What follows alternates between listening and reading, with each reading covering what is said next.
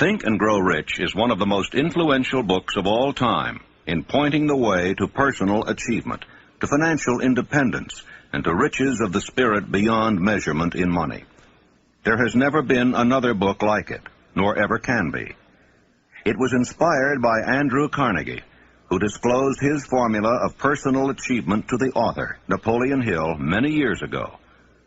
Carnegie not only made himself a multimillionaire, but he made millionaires of more than a score of men to whom he taught his secret.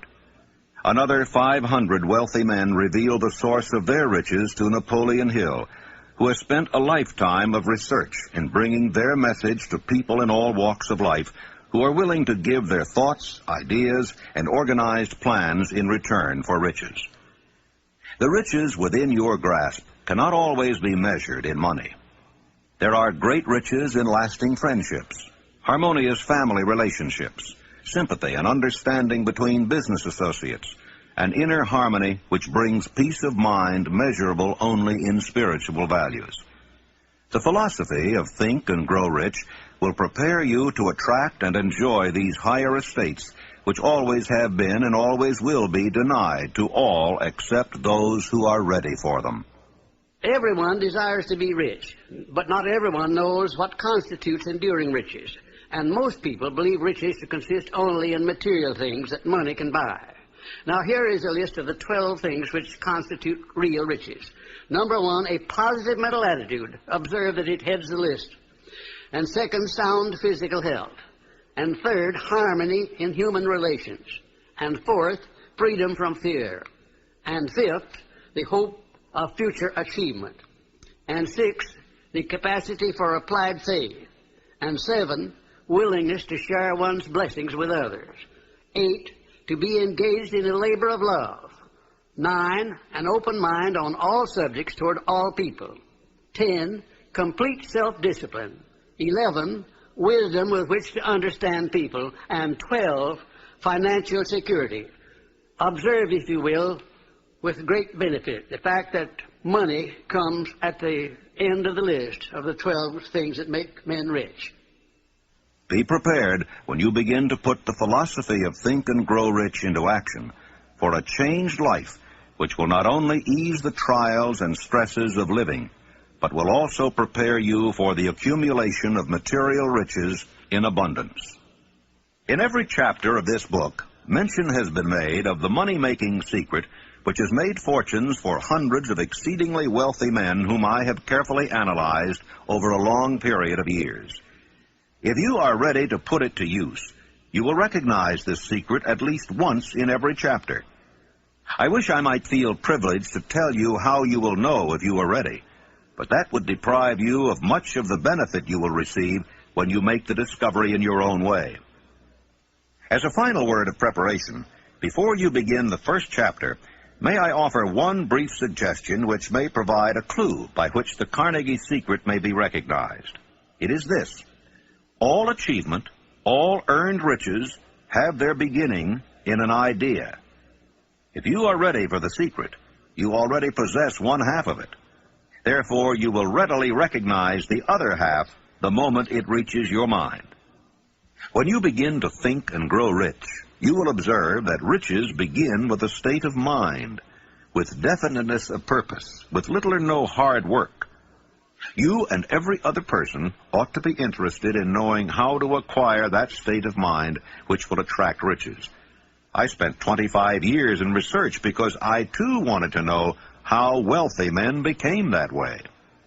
My brother and I had matriculated at Georgetown University Law School intending to become lawyers. We didn't have any money, but I did have the ability to write, and I promised that I would write stories about successful men, sell them to the magazines, and pay our way through. And my first assignment, fortunately, was with Andrew Carnegie in Pittsburgh. He gave me 3 hours. And when the 3 hours were over, he said, now, this interview is just beginning. Now, come on out the house, stay all night, and after dinner, we'll take up the interview again. He kept me there 3 days and nights. And believe you me, I was more than flattered. I wondered what it was all about. He kept talking to me about the need for a new philosophy. He said, we've had many philosophies, the days of Socrates and Plato on down to the days of William James and Emerson, but most of them dealt with the moral laws of life. What we need is an economic philosophy for the man of the streets that will enable him to make use of the know-how gained by men like myself over a lifetime of experience. Well, it sounded very nice to me, except for one thing. I didn't know exactly what that word philosophy meant. And finally, at the end of the third day, he said, now look here, I have been talking to you for 3 days about the need for a new philosophy. I'm going to ask you a question about it. If I commission you to become the author of this philosophy, give you letters of introduction to men whose experiences you will need in collaboration with yourself, are you willing to put in 20 years of research, because that's how long it will take, paying your own way as you go along without any subsidy from me, yes or no? Ladies and gentlemen, there have been many times in my life when I have faced difficult problems and difficult decisions, and I don't think I ever faced one more embarrassing than that.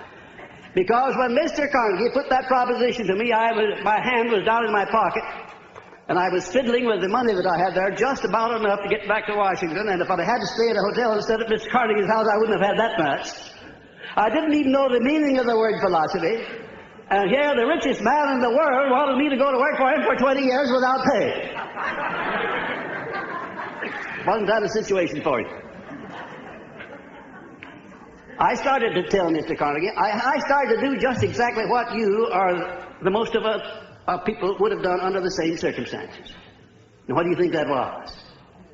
What would you have done if you would have faced that sort of proposition, going to work for 20 years without any pay for the richest man in the world? Well, yes, that's what I was about to do. But something inside of me wouldn't let me open my mouth until I got a hunch that if Mr. Carnegie had kept me there for 3 days, it must have been for a purpose. That he must have seen something in me that I didn't know was there.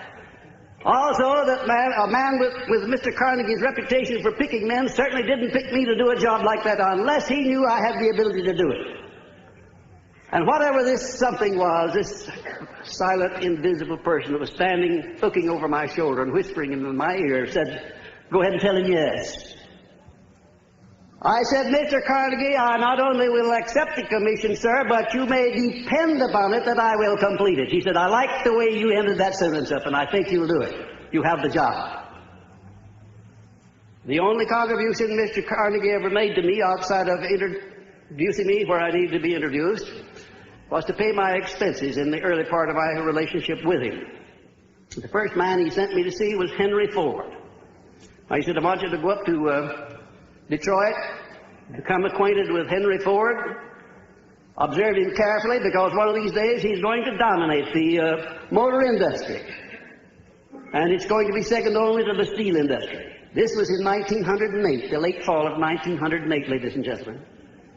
I went up there and spent 2 days trying to find Ford, and when I did find him, he came out of the rear of a shop where he'd been doing some experimenting with an old pair of overalls on, a plug hat or a derby hat that had been bashed into the crown, the grease all over his hands. I remember he got my shirt sleeves dirty when I shook hands with him.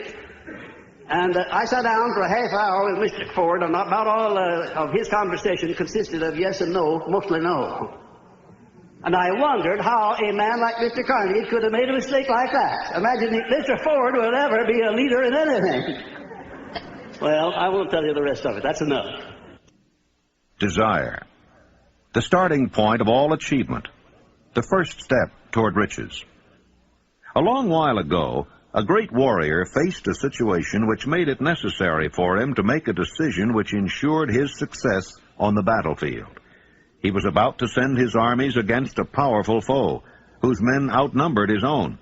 He loaded his soldiers into boats, sailed to the enemy's country, unloaded soldiers and equipment, then gave the order to burn the ships that had carried them. Addressing his men before the first battle, he said, "You see the boats going up in smoke. That means that we cannot leave these shores alive unless we win. We now have no choice. We win or we perish." They won. Every person who wins in an undertaking must be willing to burn his ships and cut all sources of retreat. Only by so doing can one be sure of maintaining that state of mind known as a burning desire to win, essential to success. Every human being who reaches the age of understanding of the purpose of money wishes for it. Wishing will not bring riches, but desiring riches with a state of mind that becomes an obsession, then planning definite ways and means to acquire riches, and backing those plans with persistence which does not recognize failure, will bring riches.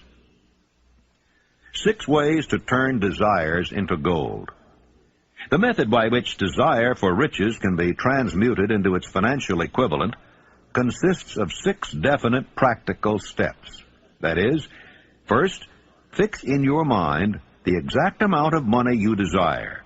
It is not sufficient merely to say, "I want plenty of money." Be definite as to the amount. There is a psychological reason for definiteness, which will be described in a subsequent chapter.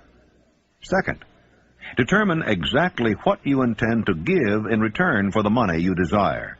There is no such reality as something for nothing. Third, establish a definite date when you intend to possess the money you desire. Fourth, create a definite plan for carrying out your desire, and begin at once, whether you are ready or not, to put this plan into action. Fifth, write out a clear, concise statement of the amount of money you intend to acquire, name the time limit for its acquisition, state what you intend to give in return for the money, and describe clearly the plan through which you intend to accumulate it. Sixth, read your written statement aloud twice daily, once just before retiring at night and once after arising in the morning. As you read, see and feel and believe yourself already in possession of the money. It is important that you follow the instructions described in these 6 steps. It is especially important that you observe and follow the instructions in the 6th paragraph. You may complain that it's impossible for you to see yourself in possession of money before you actually have it. Here is where a burning desire will come to your aid. If you truly desire money so keenly that your desire is an obsession, you will have no difficulty in convincing yourself that you will acquire it. The object is to want money and to become so determined to have it that you convince yourself you will have it. Can you imagine yourself a millionaire? To the uninitiated, who has not been schooled in the working principles of the human mind, these instructions may appear impractical. It may be helpful to all who fail to recognize the soundness of the 6 steps to know that the information they convey was received from Andrew Carnegie, who began as an ordinary laborer in the steel mills, but managed, despite his humble beginning, to make these principles yield him a fortune of considerably more than $100 million. It may be a further help to know that the 6 steps here recommended were carefully scrutinized by the late Thomas A. Edison, who placed his stamp of approval upon them as being not only the steps essential for the accumulation of money, but for the attainment of any goal. The steps call for no hard labor. They call for no sacrifice. They do not require one to become ridiculous or credulous. To apply them calls for no great amount of education. But the successful application of these 6 steps does call for sufficient imagination to enable one to see and to understand that accumulation of money cannot be left to chance, good fortune, and luck. One must realize that all who have accumulated great fortunes first did a certain amount of dreaming, hoping, wishing, desiring, and planning before they acquired money.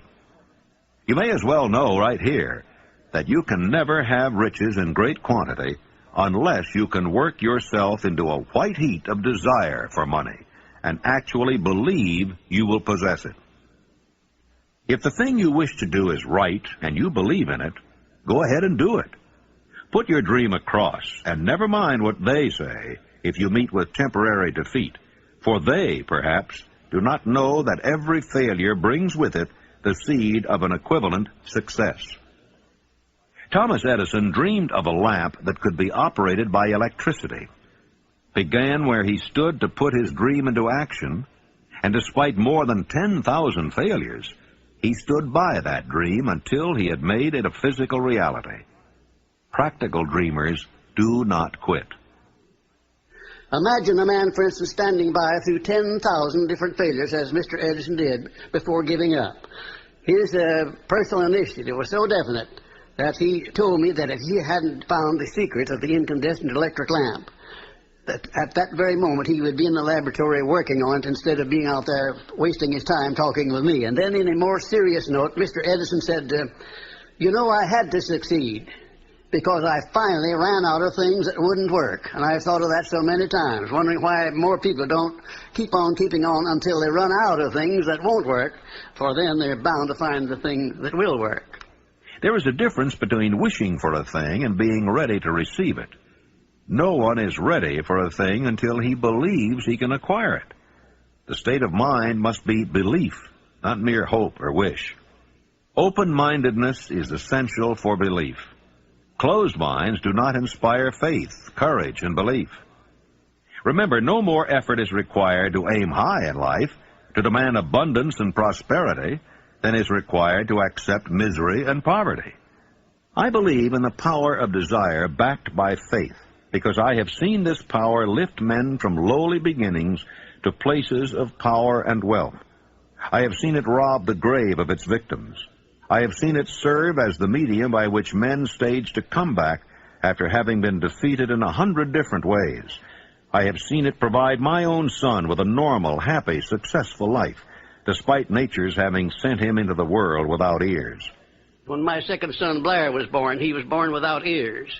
And the doctors told me that he would be a deaf mute all of his life. I told him he would not be a deaf mute, and that he would live to have 100% of his hearing just like other children.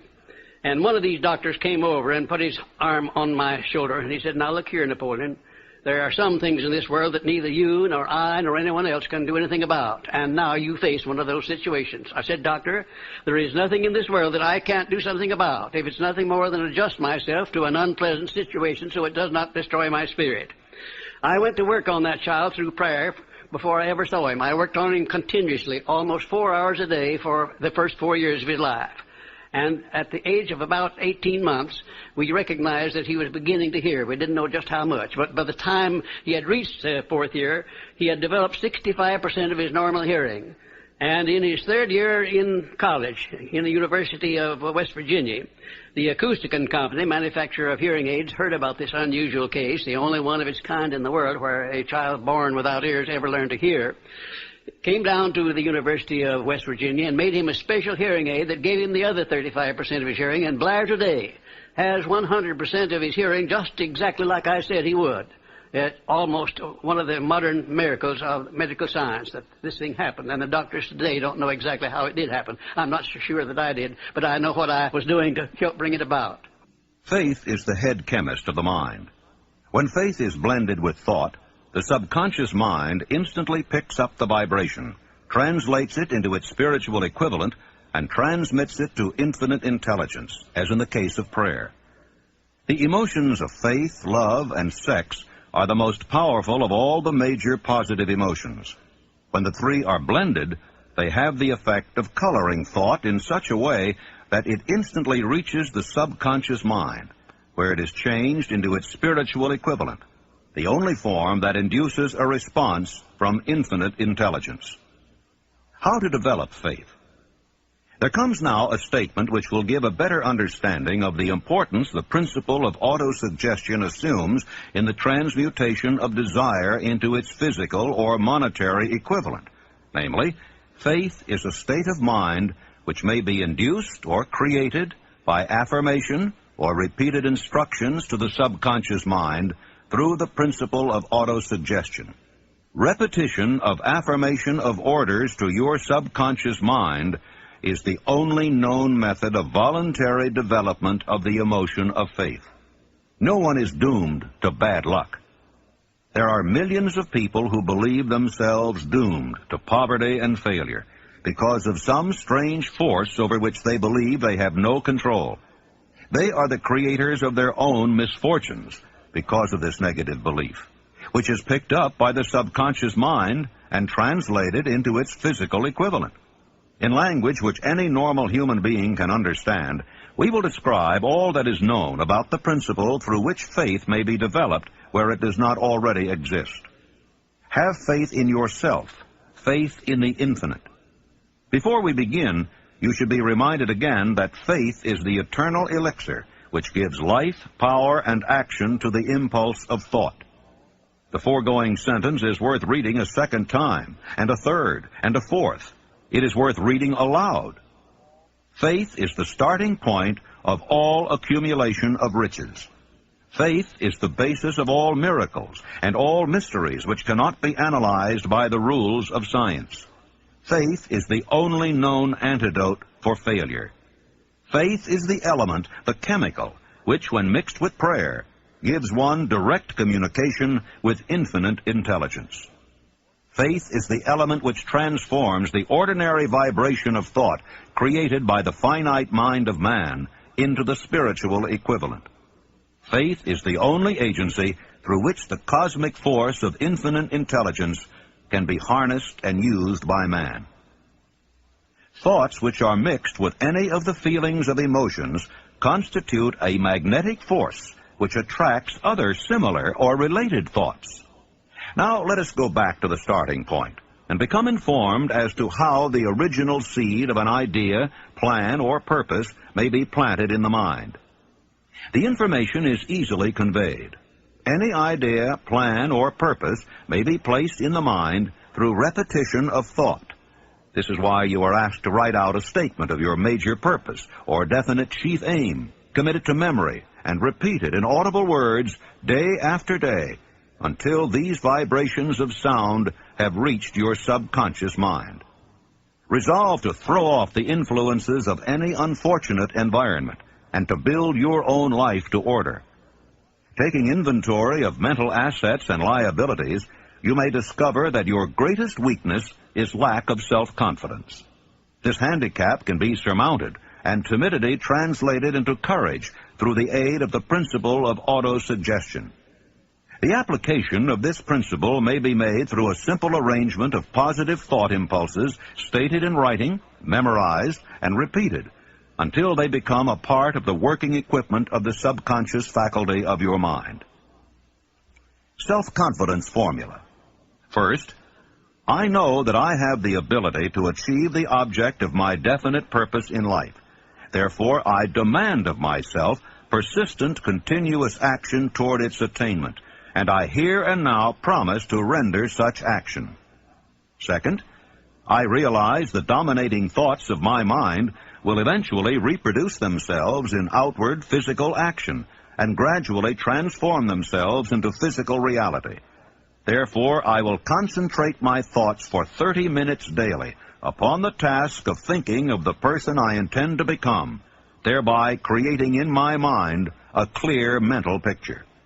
Third, I know through the principle of autosuggestion, any desire that I persistently hold in my mind will eventually seek expression through some practical means of attaining the object back of it. Therefore, I will devote 10 minutes daily to demanding of myself the development of self-confidence.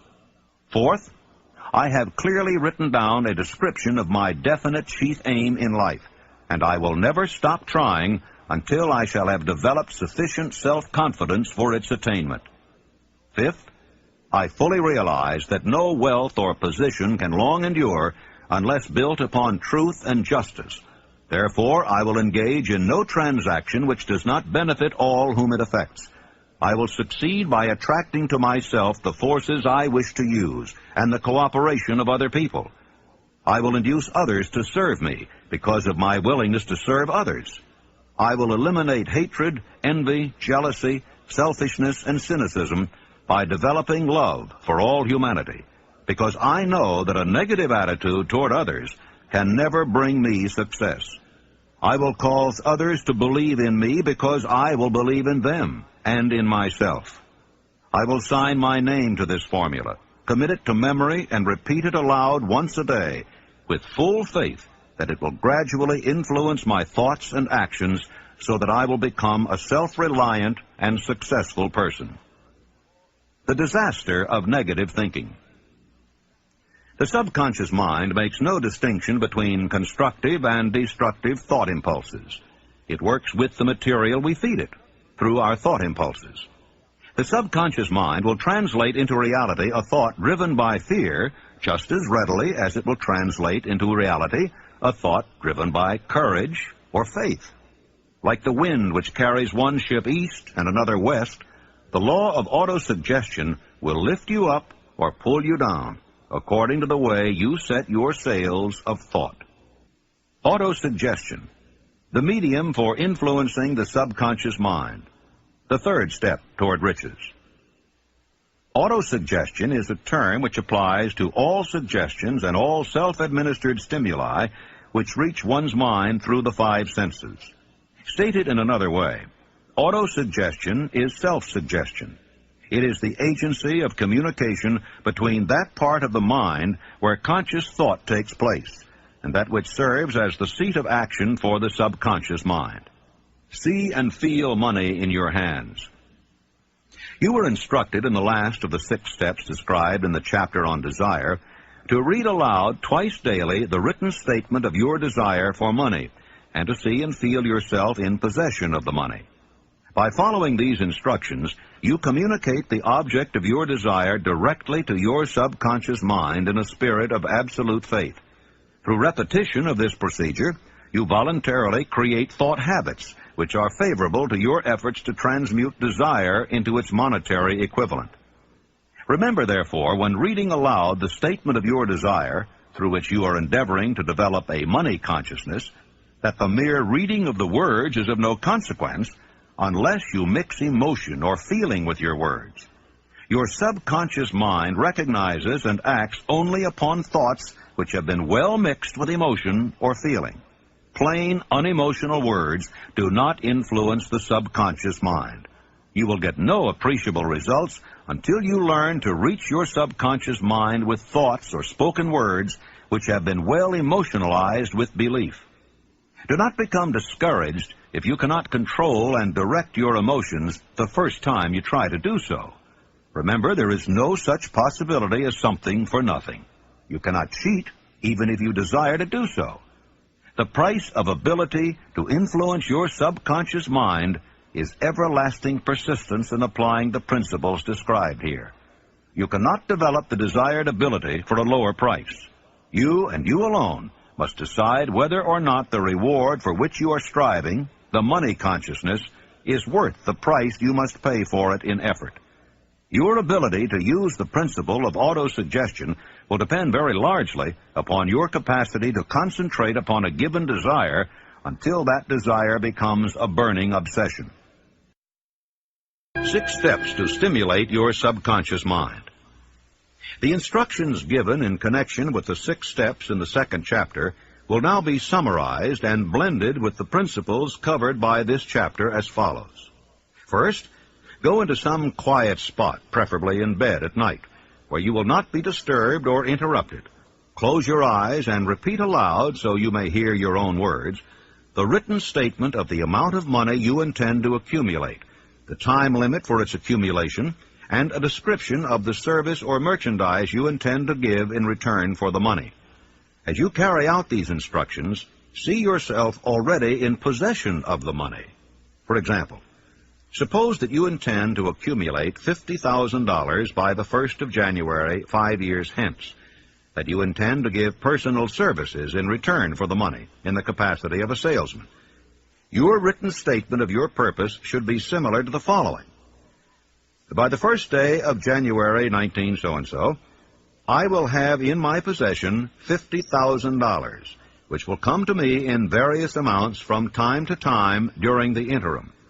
In return for this money, I will give the most efficient service of which I am capable, rendering the fullest possible quantity and the best possible quality of service in the capacity of salesman of, and here describe the service or merchandise you intend to sell. I believe that I will have this money in my possession. My faith is so strong that I can now see this money before my eyes. I can touch it with my hands. It is now awaiting transfer to me at the time and in the proportion that I deliver the service I intend to render in return for it. I am awaiting a plan by which to accumulate this money, and I will follow that plan when it is received. Second, Repeat this program night and morning until you can see in your imagination the money you intend to accumulate. Third, place a written copy of your statement where you can see it night and morning, and read it just before retiring and upon arising until it has been memorized.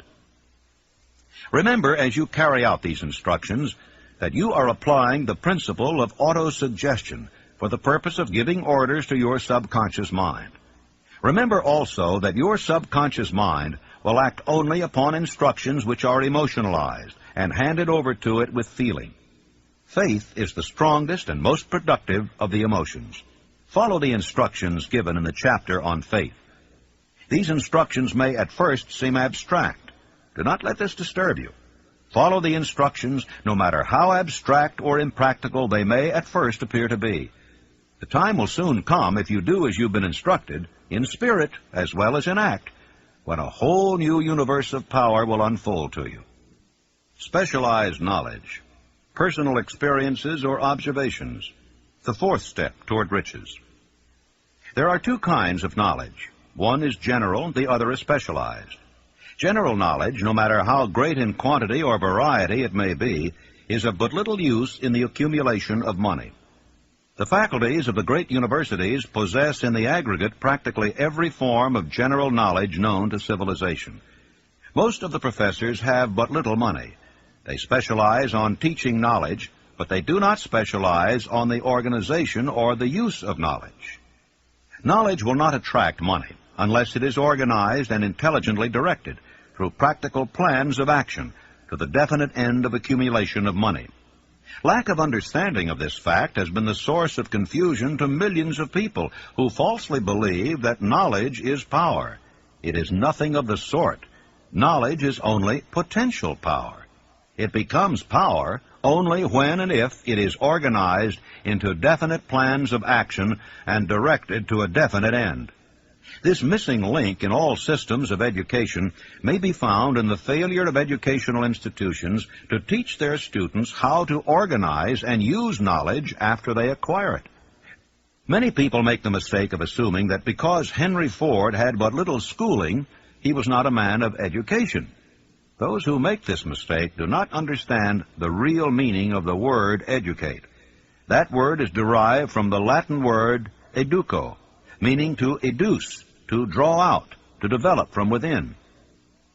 An educated man is not necessarily one which has an abundance of general or specialized knowledge.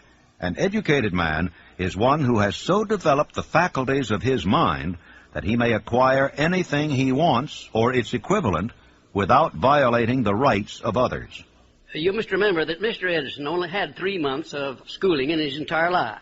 Although he chose a work that called for the application of many of the sciences, he knew nothing about any of them. Now, you may wish to ask, how in the world did he get along with only 3 months of schooling in the business of inventing, dealing with the sciences, and yet knowing nothing about any of them? I've been asked that question many times. Well, the answer is very simple. He got along by surrounding himself with men who did understand the sciences, technical men, educated men, and he used their brains just as successfully as if he had had the knowledge himself. As a matter of fact, every successful man in the upper brackets of achievement makes use of other people's knowledge and their influence and their education under the mastermind principle. Then there would be Mr. Andrew Carnegie, my sponsor. He came over to this country in the steerage, didn't have enough money to pay first-class fare on the boat. And he rose to a high position in the world by surrounding himself with men who knew more than he did, who could do the things that he wanted done.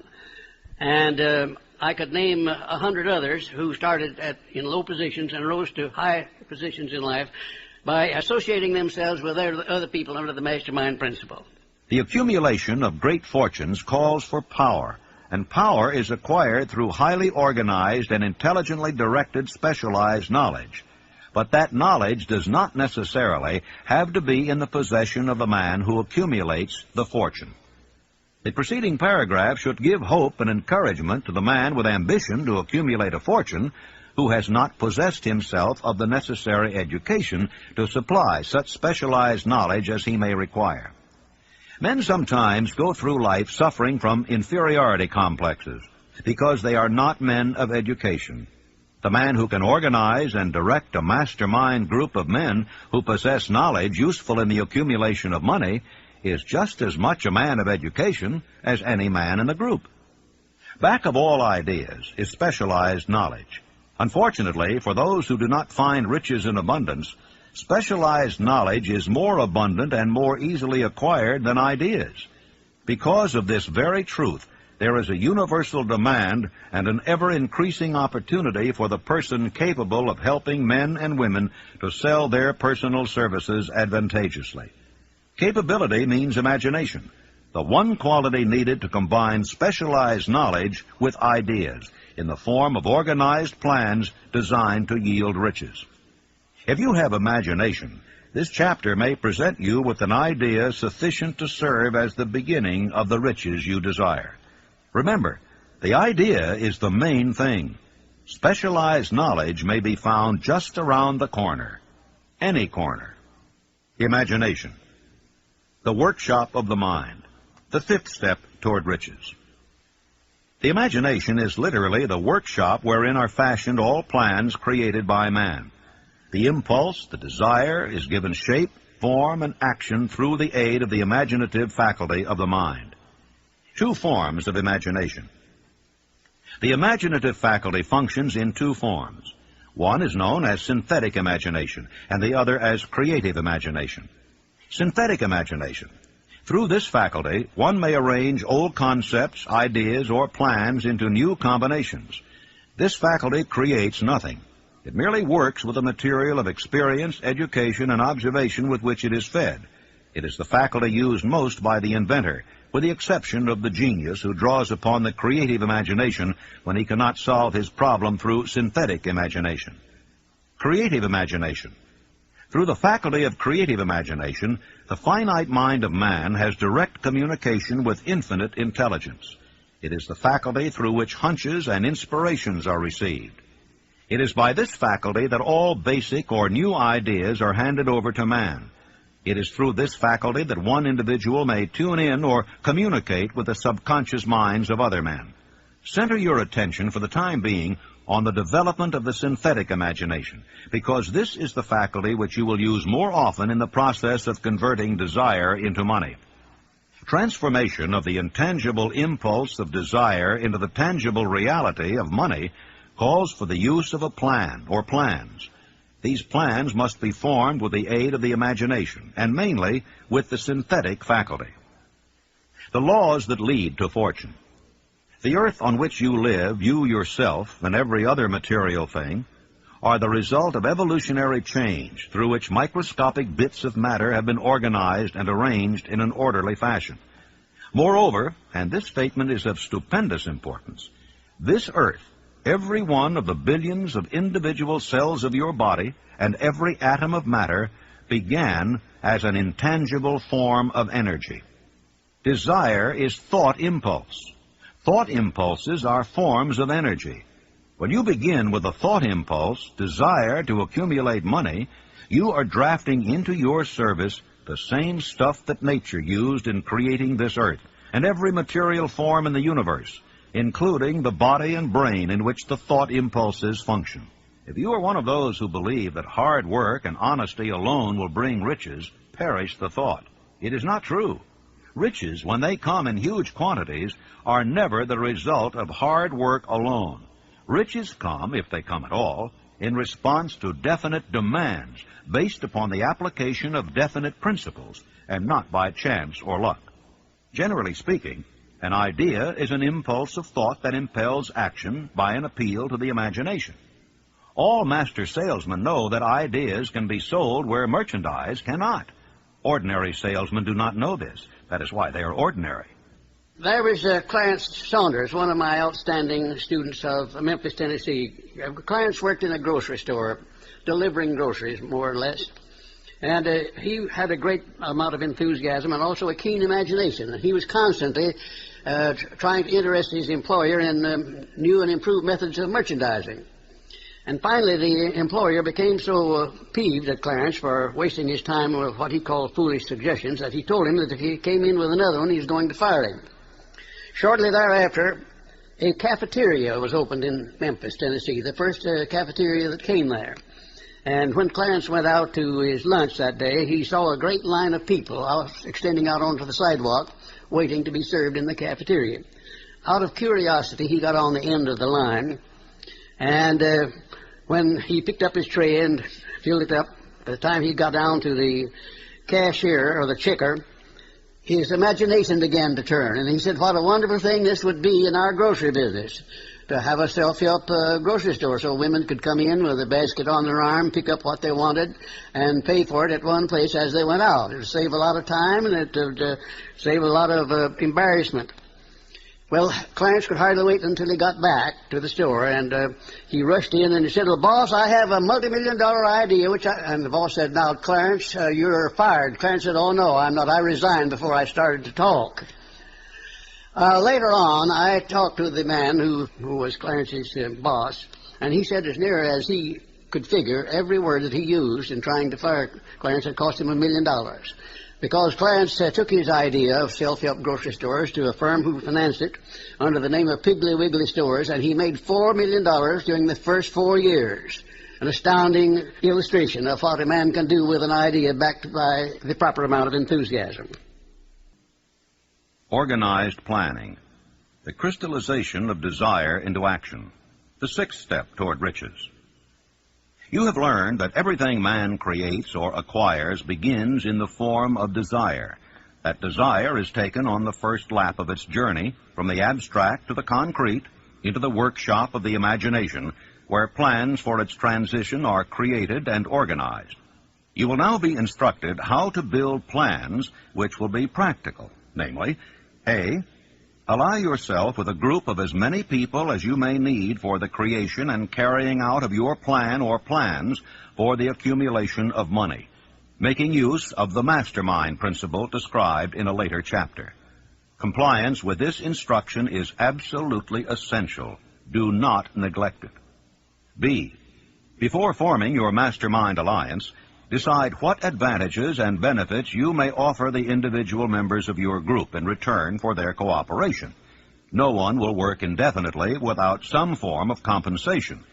No intelligent person will either request or expect another to work without adequate compensation, although this may not always be in the form of money.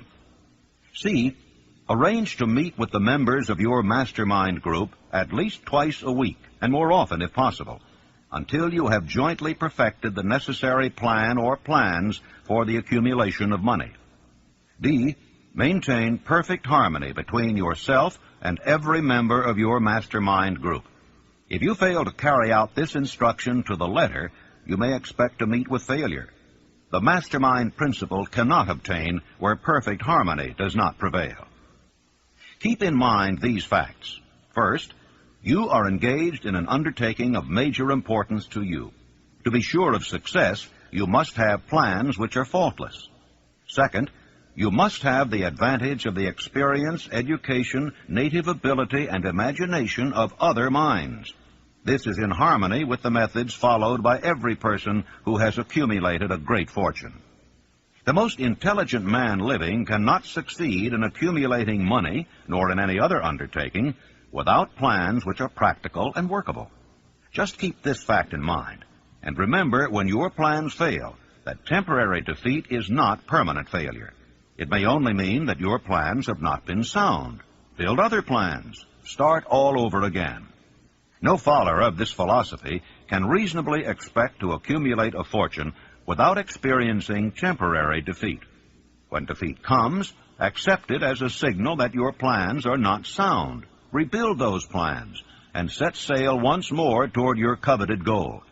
If you give up before your goal has been reached, you are a quitter. A quitter never wins, and a winner never quits. Lift this sentence out. Write it on a piece of paper in letters an inch high, and place it where you will see it every night before you go to sleep, and every morning before you go to work. Take my son Blair, for instance, who was born without any sign of ears. As a result of that adversity, he was trained to believe that it was not an adversity, that it was a blessing, because it would cause people to recognize his condition, and they'd go out of their way to be kind to him, and that's exactly the way it turned out. I have often said that my son Blair has made it possible to get through life with less resistance than his other two brothers who have all of their faculties. Adversity. I think I can tell you, had it not been for the many adversities which I experienced in the early part of my work with Andrew Carnegie, I never would have completed the science of personal achievement. I had adversity after adversity, but I learned to transmute those adversities into something constructive and to come up with something that would take the place of an adversity. Every time I failed, I said, well, this is just another opportunity that I have to prove that my philosophy can take care of the situation of failure. I learned to transmute all failures into successes. I also learned the difference between temporary defeat and failure. Most people accept defeat as permanent failure. Defeat is never failure. No circumstance is ever failure until it is accepted by the individual as such. And that's one of the greatest things that I learned about this principle of profiting by adversity. When you begin to select members for your mastermind group, endeavor to select those who do not take defeat seriously.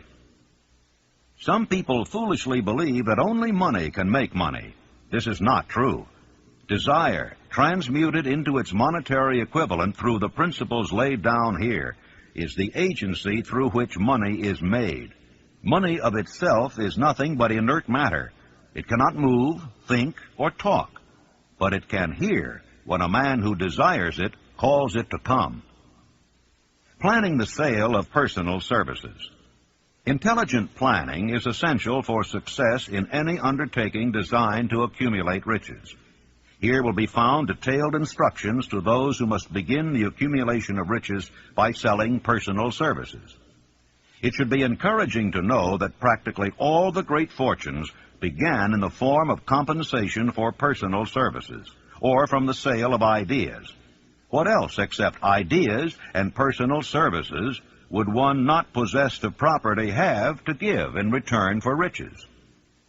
The major attributes of leadership. The following are important factors of leadership.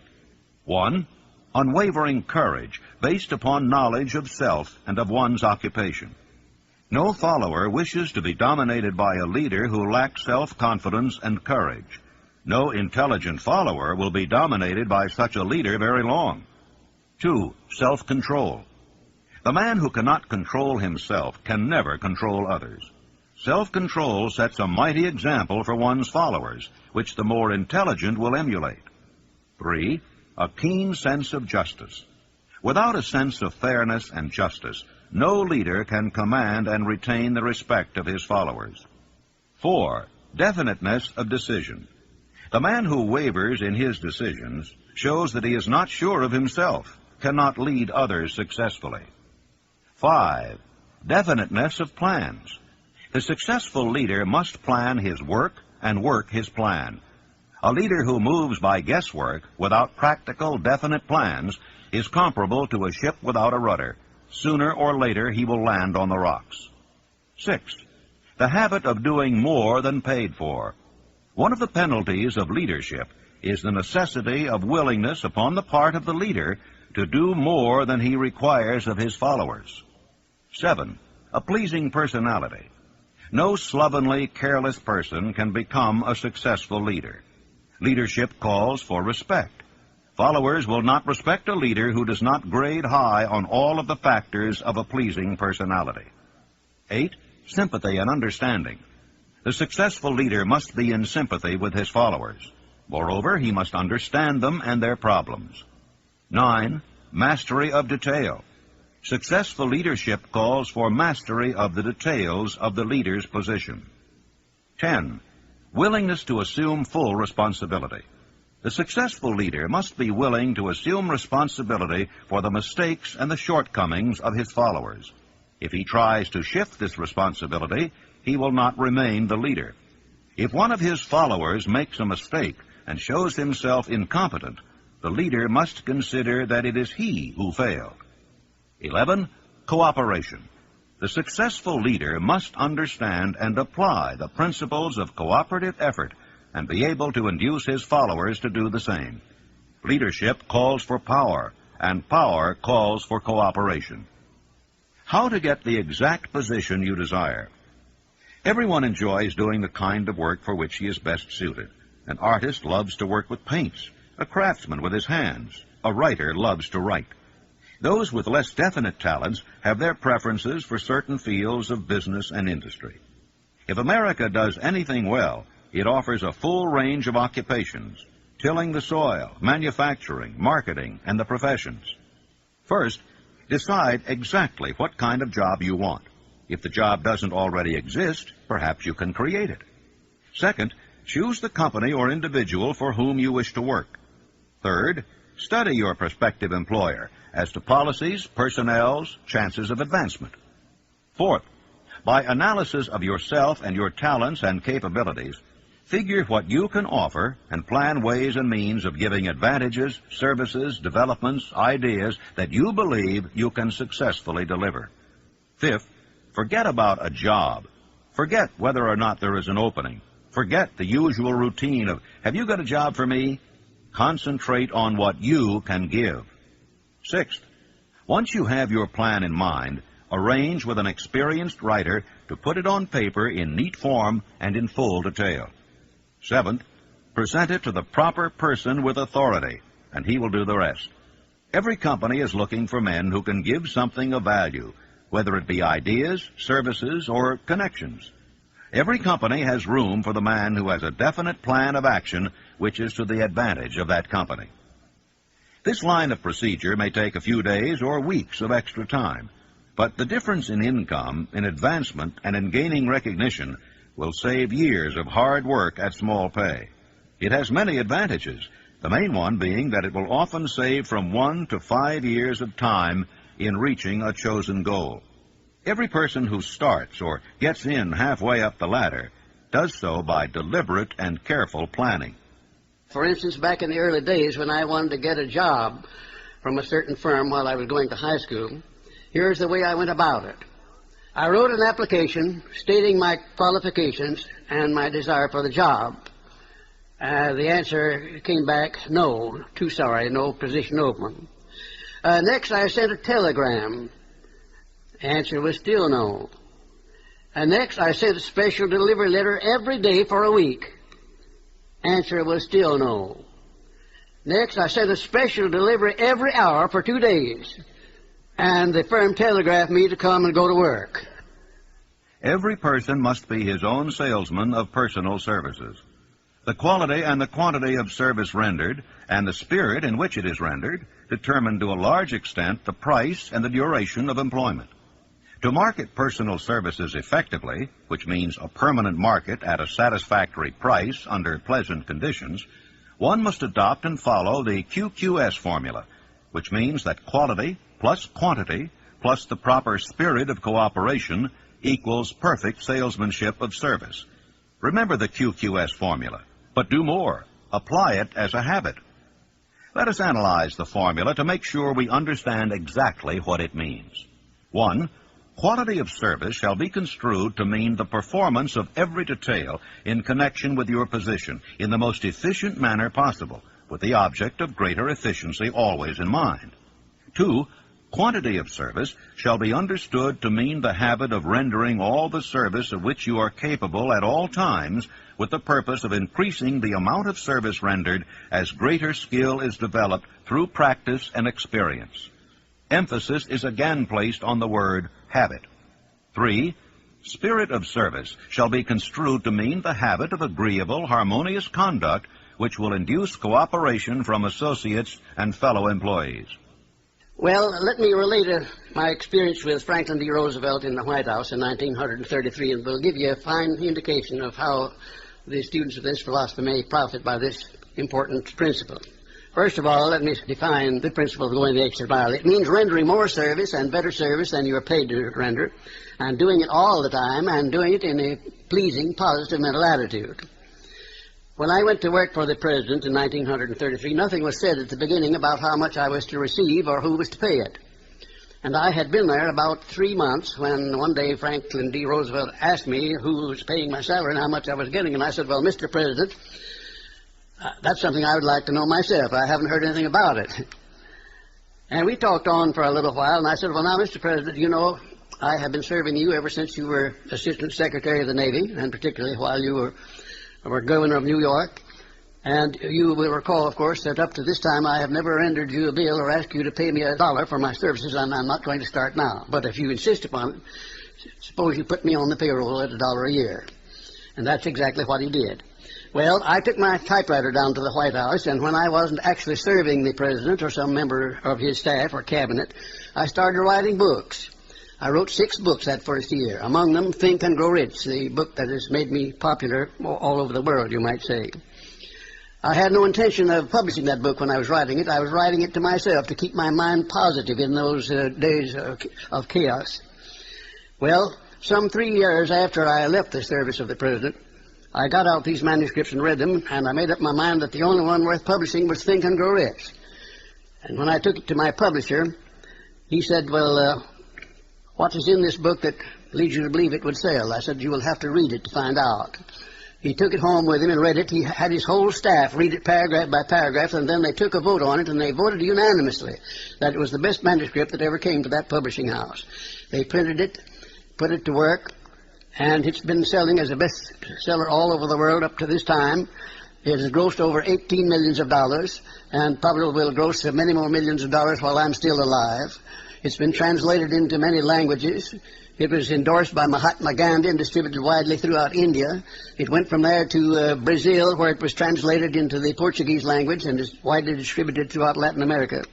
And I think if you will stop and consider the wages that I asked, the wages that I received of $1 a year, and the service that I gave for that, you'll recognize what can be accomplished by going the extra mile. Now, let me give you some of the benefits that comes from going the extra mile.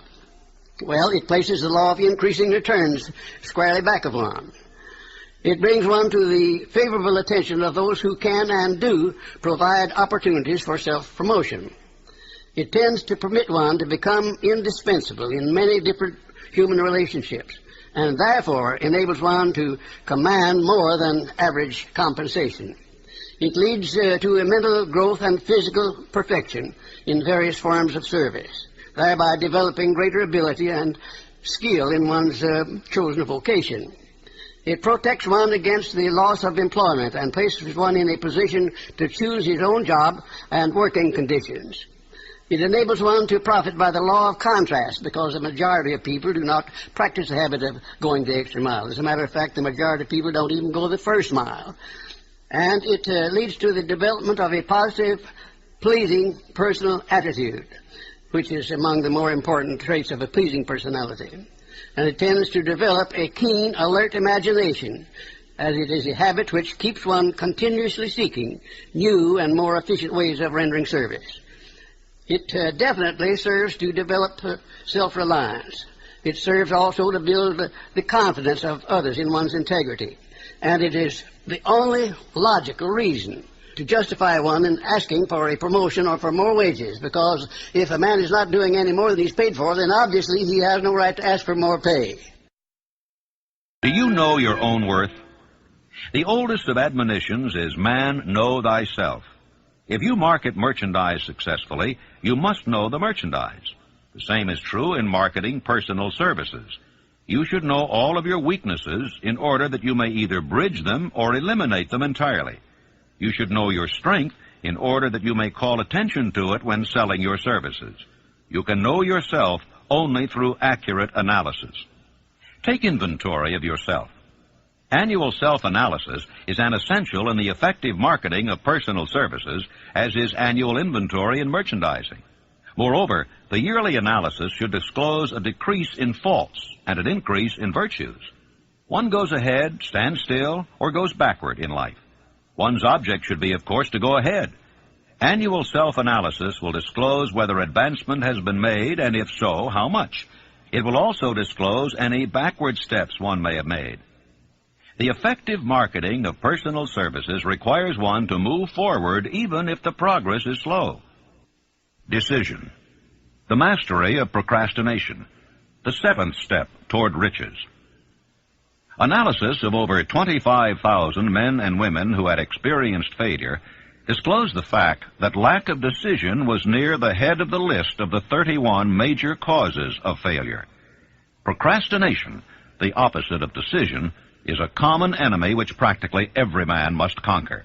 Analysis of several hundred people who had accumulated fortunes well beyond the $1 million mark disclosed the fact that every one of them had the habit of reaching decisions promptly and of changing these decisions slowly, if and when they were changed.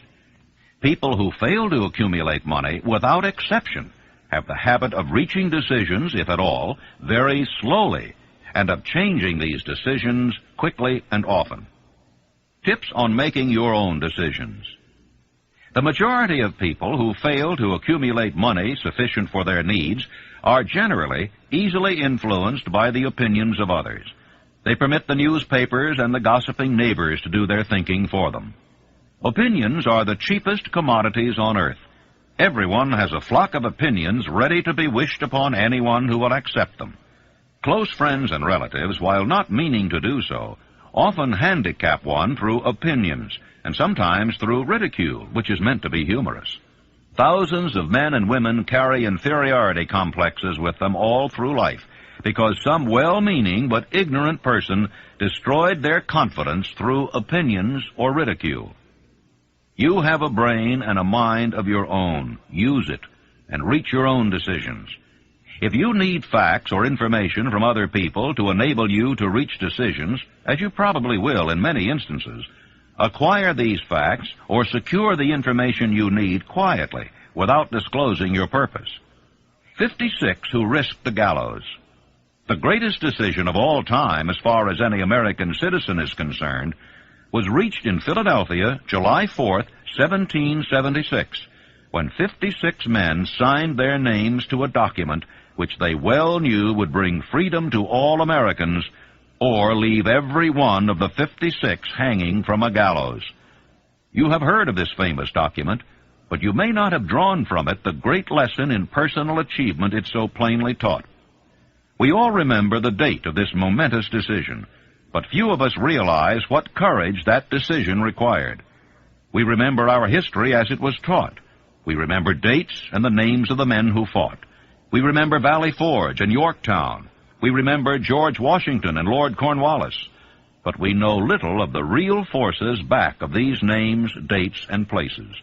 We know still less of that intangible power which ensured us freedom long before Washington's armies reached Yorktown. It is nothing short of tragedy that the writers of history have missed entirely even the slightest reference to the irresistible power which gave birth and freedom to the nation destined to set up new standards of independence for all the peoples of the earth. I say it as a tragedy because it is the selfsame power which must be used by every individual who surmounts the difficulties of life and forces life to pay the price asked. Analyze the events which led to the Declaration of Independence, and be convinced that this nation, which now holds a position of commanding respect and power among all nations of the world, was born of a decision created by a mastermind consisting of 56 men. Note well the fact that it was their decision which ensured the success of Washington's armies, because the spirit of that decision was in the heart of every soldier who fought with him, and served as a spiritual power which recognizes no such thing as failure. Note also, with great personal benefit, that the power which gave this nation its freedom is the self-same power that must be used by every individual who becomes self-determining. This power is made up of the principles described in this book. It will not be difficult to detect in the story of the Declaration of Independence at least 6 of these principles: desire, decision, faith, persistence, the mastermind, and organized planning. Know what you want, and you'll generally get it.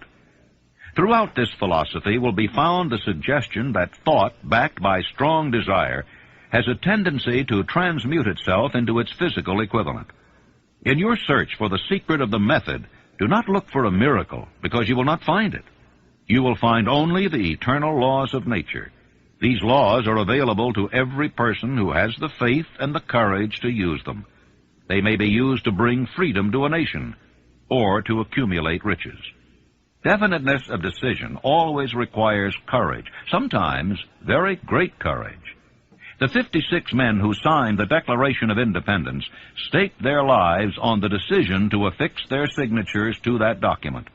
The person who reaches a definite decision to procure the particular job and make life pay the price he asks does not stake his life on that decision, he stakes his economic freedom. Financial independence, riches, desirable business, and professional positions are not within reach of the person who neglects or refuses to expect, plan, and demand these things. The person who desires riches in the same spirit that Samuel Adams desired freedom for the colonies is sure to accumulate wealth. Persistence, the sustained effort necessary to induce faith. The 8th step toward riches. Persistence is an essential factor in the procedure of transmuting desire into its monetary equivalent. The basis of persistence is the power of will. Willpower and desire, when properly combined, make an irresistible pair. The starting point of all achievement is desire. Keep this constantly in mind. Weak desires bring weak results, just as a small amount of fire makes a small amount of heat. If you find yourself lacking in persistence, this weakness may be remedied by building a stronger fire under your desires. And if you find that you are indifferent, you may be sure that you have not yet acquired the money consciousness which you must possess before you can be sure of accumulating a fortune. Those who can take it are bountifully rewarded for their persistence. They receive as their compensation whatever goal they are pursuing. That is not all. They receive something infinitely more important than material compensation, the knowledge that every failure brings with it the seed of an equivalent advantage. You can train yourself to be persistent. Persistence is a state of mind. Therefore, it can be cultivated. Like all states of mind, persistence is based upon definite causes. Among them, these. A. Definiteness of purpose. Knowing what one wants is the first and perhaps the most important step toward the development of persistence. A strong motive forces one to surmount many difficulties. B. Desire. It is comparatively easy to acquire and to maintain persistence in pursuing the object of intense desire. C. Self-reliance. Belief in one's ability to carry out a plan encourages one to follow the plan through with persistence. Self-reliance can be developed through the principle described in the chapter on autosuggestion. D. Definiteness of plans. Organized plans, even though they may be weak and entirely impractical, encourage persistence. E. Accurate knowledge. Knowing that one's plans are sound, based upon experience or observation, encourages persistence. Guessing instead of knowing destroys persistence. F. Cooperation. Sympathy, understanding, and harmonious cooperation with others tend to develop persistence. G. Willpower.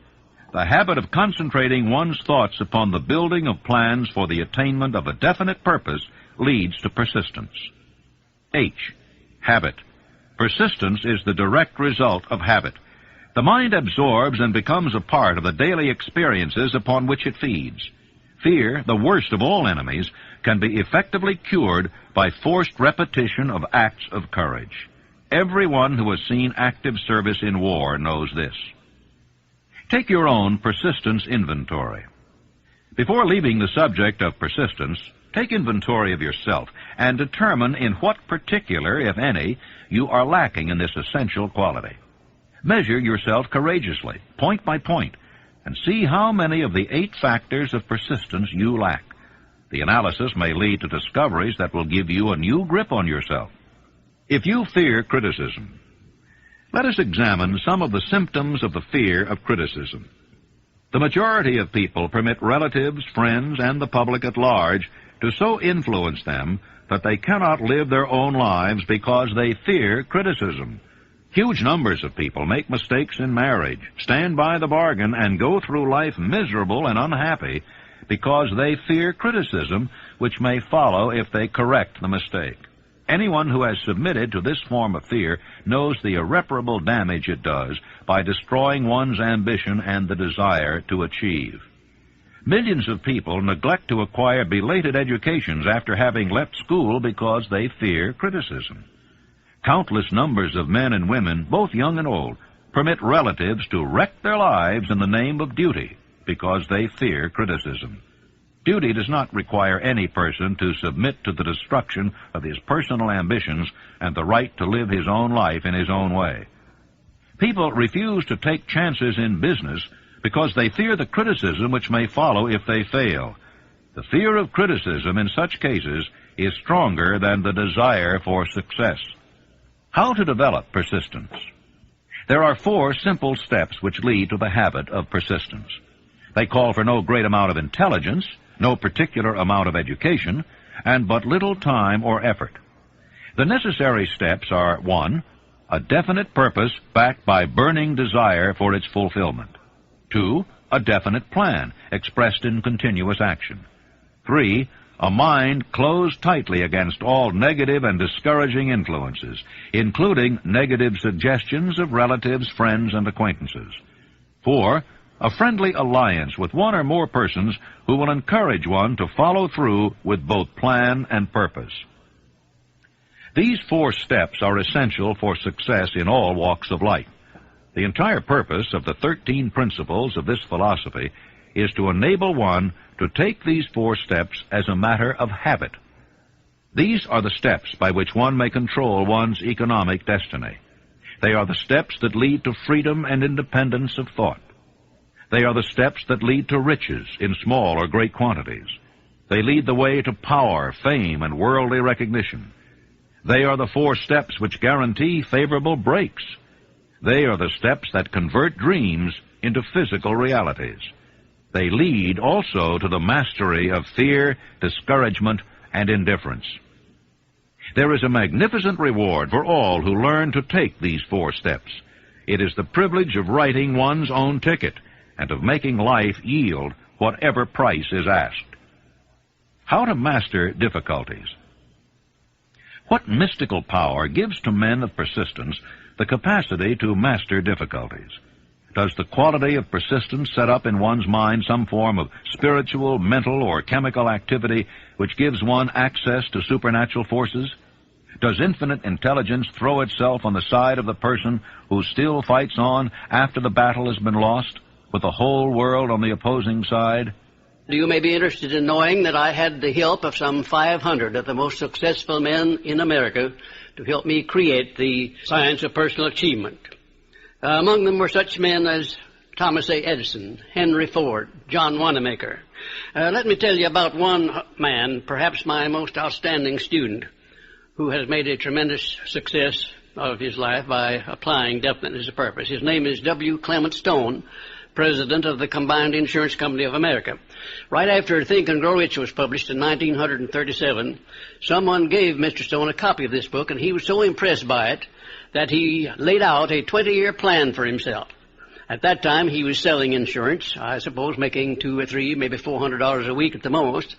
Now, his plan called for him to own a company of his own within 20 years, and for him to be president of it, and his personal fortune to be not less than $10 million. Well, long before the 20 years were up, he was the president and majority owner of 4 large insurance companies. His personal fortune was over $35 million, and today it is estimated that his fortune is over $100 million. And he attributes his success entirely to the application of the famous Andrew Carnegie philosophy, and particularly to the application of definiteness of purpose. His 2,000 salesmen are known to be the most successful men in the insurance field, and every one of those 2,000 men has been taught to use the science of personal achievement and to emphasize the principle of definiteness of purpose. Power of the mastermind, the driving force, the 9th step toward riches. Power is essential for success in the accumulation of money. Plans are inert and useless without sufficient power to translate them into action. This chapter will describe the method by which an individual may attain and apply power. Power may be defined as organized and intelligently directed knowledge. Power, as the term is here used, refers to organized effort, sufficient to enable an individual to transmute desire into its monetary equivalent.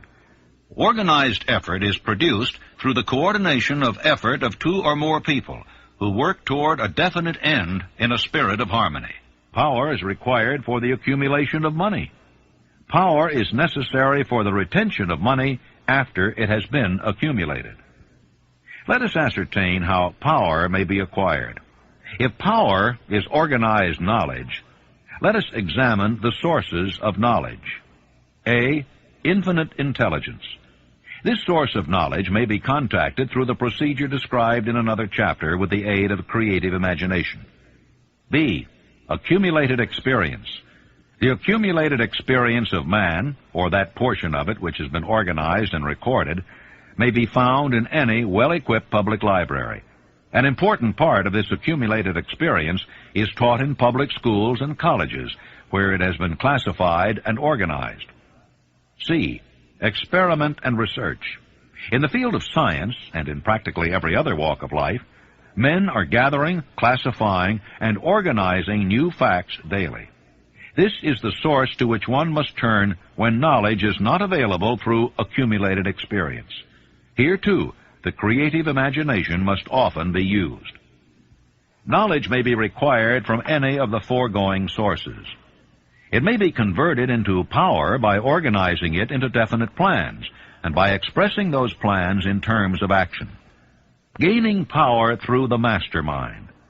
The mastermind may be defined as coordination of knowledge and effort in a spirit of harmony between two or more people for the attainment of a definite purpose. No individual may have great power without availing himself of the mastermind.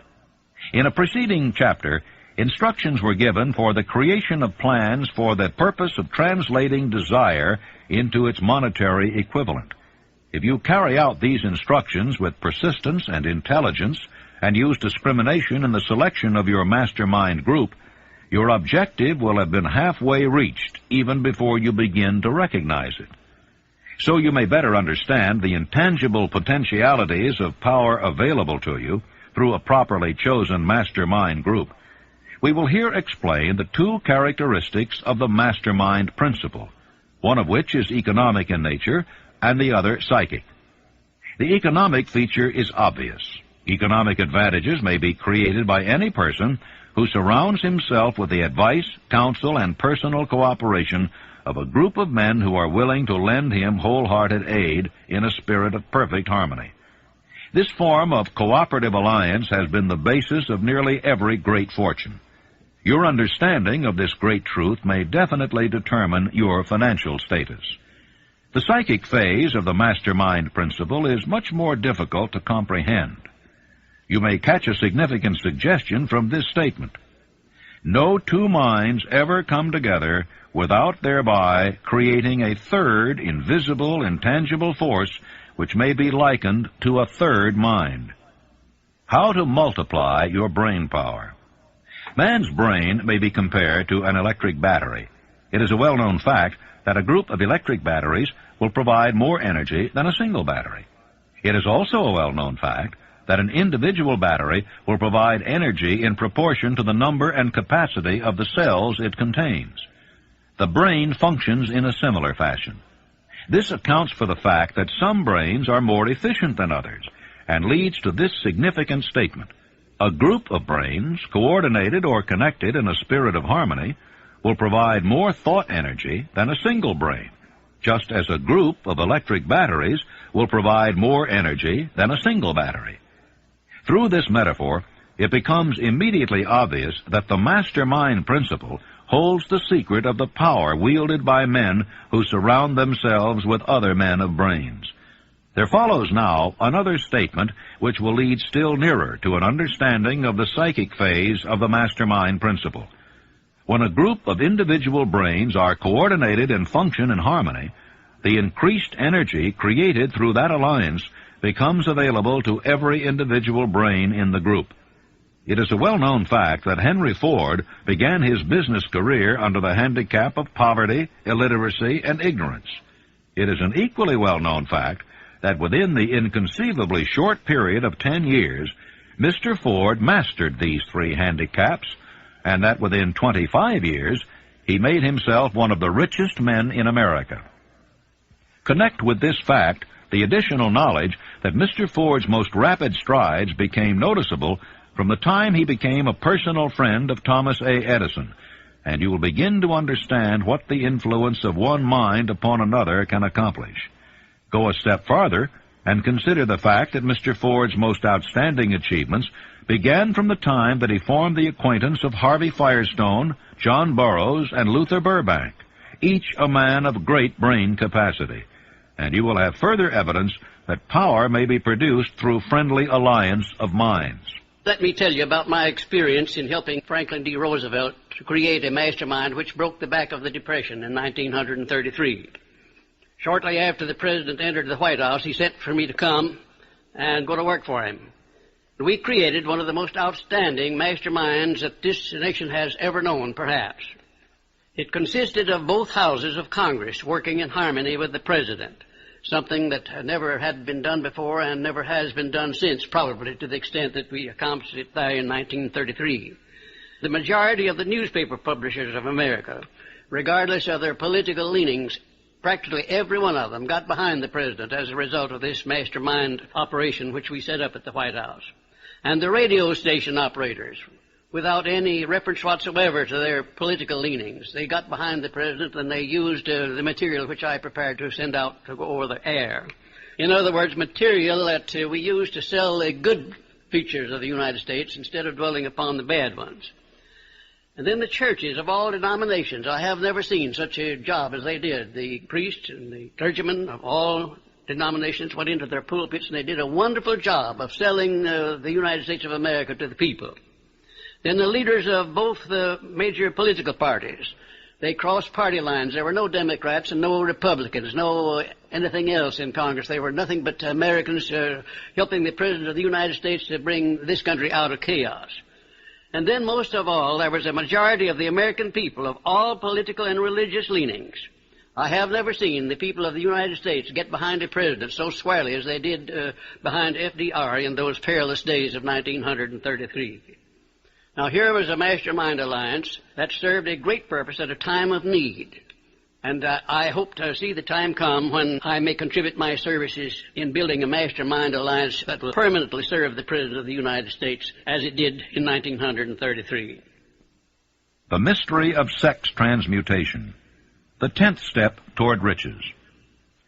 The meaning of the word transmute is, in simple language, the changing or transferring of one element or form of energy into another. The 10 stimuli of the mind. The human mind responds to stimuli through which it may be keyed up to high rates of vibration, known as enthusiasm, creative imagination, intense desire, and so on. The stimuli to which the mind responds most freely are 1. The desire for sex expression. 2. Love. 3. A burning desire for fame, power, or financial gain, money. 4. Music. 5. Friendship between either those of the same sex or those of the opposite sex. 6. A mastermind alliance based upon the harmony of 2 or more people who ally themselves for spiritual or temporal advancement.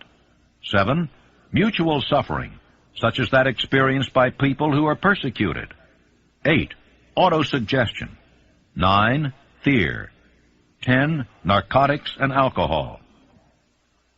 The desire for sex expression comes at the head of the list of stimuli, which most effectively step up the mind and start the wheels of physical action. 8 of these stimuli are natural and constructive. 2 are destructive. When brain action has been stimulated through one or more of the 10 mind stimulants, it has the effect of lifting the individual far above the horizon of ordinary thought, and permits him to envision distance, scope, and quality of thoughts not available on the lower plane, such as that occupied while one is engaged in the solution of the problems of business and professional routine. The world is ruled and the destiny of civilization is established by the human emotions. People are influenced in their actions not by reason so much as by feelings. The creative faculty of the mind is set into action entirely by emotions and not by cold reason. The most powerful of all human emotions is that of sex. There are other mind stimulants, some of which have been listed, but no one of them, nor all of them combined, can equal the driving power of sex. A mind stimulant is any influence which will either temporarily or permanently increase the intensity of thought. The 10 major stimulants described are those most commonly resorted to. Through these sources, one may commune with infinite intelligence, or enter at will the storehouse of the subconscious mind, either one's own or that of another person, a procedure which is all there is of genius. The emotion of sex is an irresistible force against which there can be no such opposition as an immovable body. When driven by this emotion, men become gifted with a superpower for action.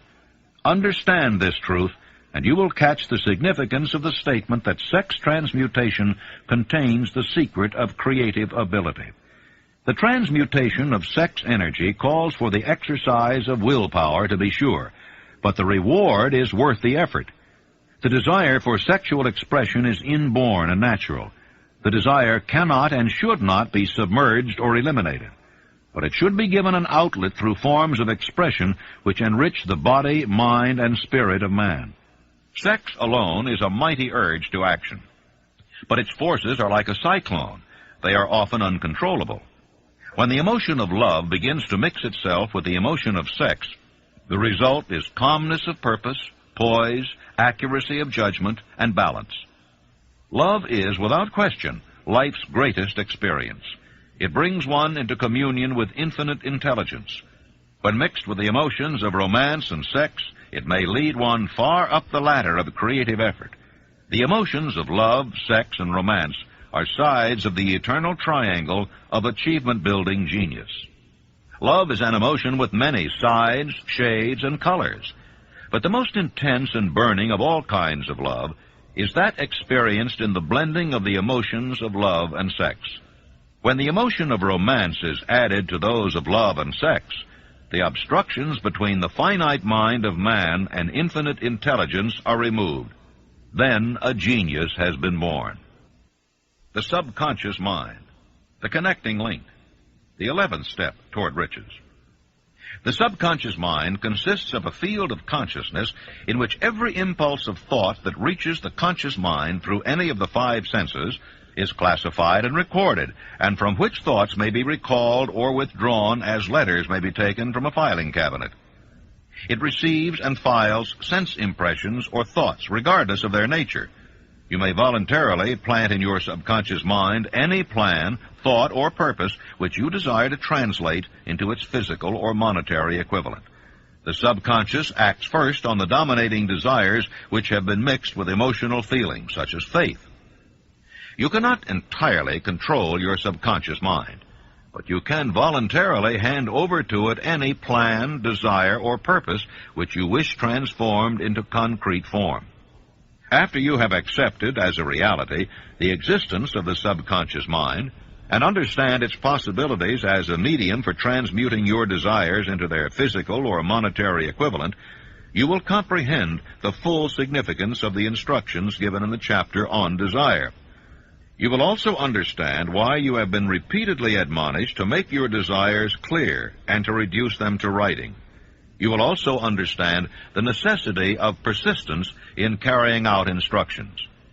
The 13 principles are the stimuli with which you acquire the ability to reach and to influence your subconscious mind. Do not become discouraged if you cannot do this upon the first attempt. Remember that the subconscious mind may be voluntarily directed only through habit under the directions given in the chapter on faith. You have not yet had time to master faith. Be patient. Be persistent. All thought impulses intended for transmutation into their physical equivalent, voluntarily planted in the subconscious mind, must pass through the imagination and be mixed with faith. The mixing of faith with a plan or purpose intended for submission to the subconscious mind may be done only through the imagination. From these statements, you will readily observe that voluntary use of the subconscious mind calls for coordination and application of all the principles. You are preparing yourself to influence and control the inner audience of your subconscious mind in order to hand over to it the desire for money, which you wish transmuted into its monetary equivalent. It is essential, therefore, that you understand the method of approach to this inner audience. You must speak its language, or it will not heed your call. It understands best the language of emotion or feeling. Let us therefore describe here the 7 major positive emotions and the 7 major negative emotions, so that you may draw upon the positives and avoid the negatives when giving instructions to your subconscious mind. The 7 major positive emotions: the emotion of desire, the emotion of faith, the emotion of love, the emotion of sex, the emotion of enthusiasm, the emotion of romance, the emotion of hope. There are other positive emotions, but these are the 7 most powerful and the ones most commonly used in creative effort. Master these 7 emotions. They can be mastered only by use, and the other positive emotions will be at your command when you need them.